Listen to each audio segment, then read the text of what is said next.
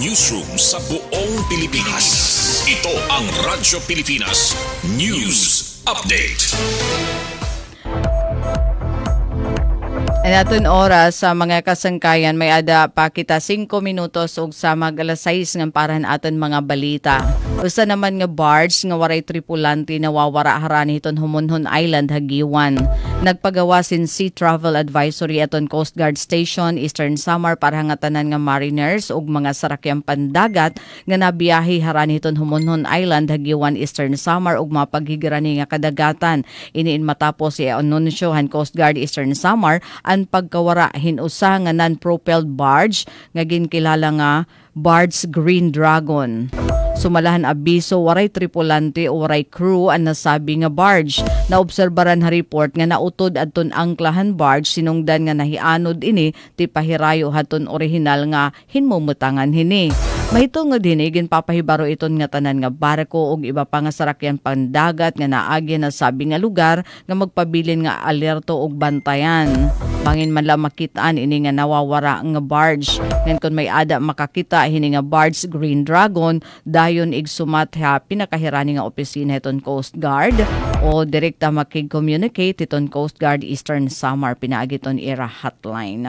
Ini nga pahibaron igin pagawas ini yan na lang nga udto ni Lieutenant Junior Guard Rian Kian Gako adton Station Commander hiton Coast Guard Eastern Samar. Ngan samtang halay naman nga balita pagpahaluagan Eastern Samar State University ngadto Balanghiga ug Artiche aprobado na ha Kamara de Representantes.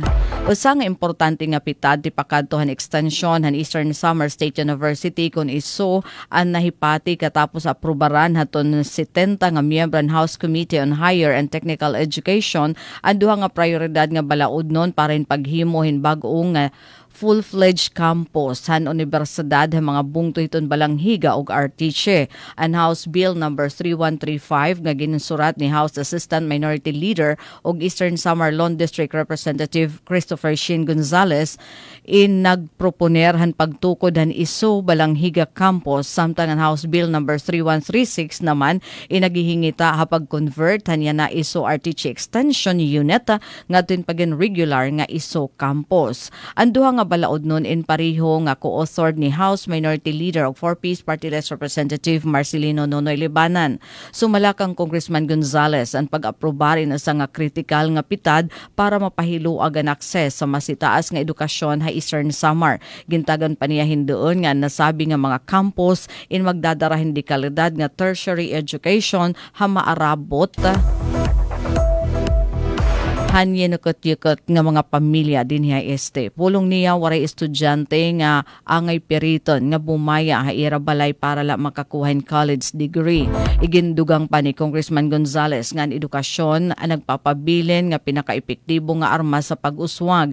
Pinaagihan paghiranian han iso ha mga komunidad hiton Balanghiga ngan Artiche ginpaparigon naton human capital han probinsya o ginaandam ang kabataan nga manguna han long-term progress hiton Eastern Samar.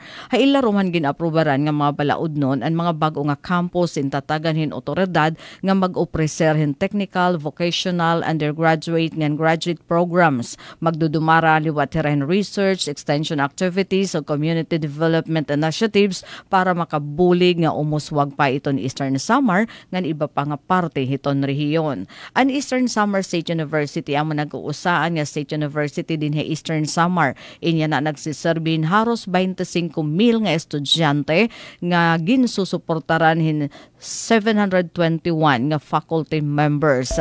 Gawas sa ton main campus din sa syudad hiton Borongan an isuin may ada mga campus sa Canavid, Giwan, Maydulong, Salcedo, labot pahan extension unit ha Balanghiga ug Arteche. Padayon nga iginduduso hini nga mga pitad para maibanan ang financial nga pressure ha mga pamilya ug makahimo hin local pool hin may abilidad nga mga profesional nga makakabulig ha padayon nga pag-uswag hiton bugos nga rehiyon. Ngan samtang halain pa nga balita, 7 naman katawo nga may ada warrant of arrest darahiton paghisumpay hitma anomaly nga flood control accounted na sumalapakan Presidente Ferdinand Bongbong Marcos Jr. Unom haira amin voluntaryo nga nagsurrender. Samtang duha pa nga iba amin andam na sumalapahan Pangulo nga magsurrender o itubian aton ira kalugaringon ha mga otoridad. Mga kasangkayan, magpabilin nga nakatune in na DYES parahan bago nga mga notisya. Para bagong Pilipinas, Daisy Lalosa Bilizar, Radyo Pilipinas, Radyo Publiko, Borongan. Mula sa pinakamalawak na newsroom sa buong Pilipinas, ito ang Radyo Pilipinas News Update.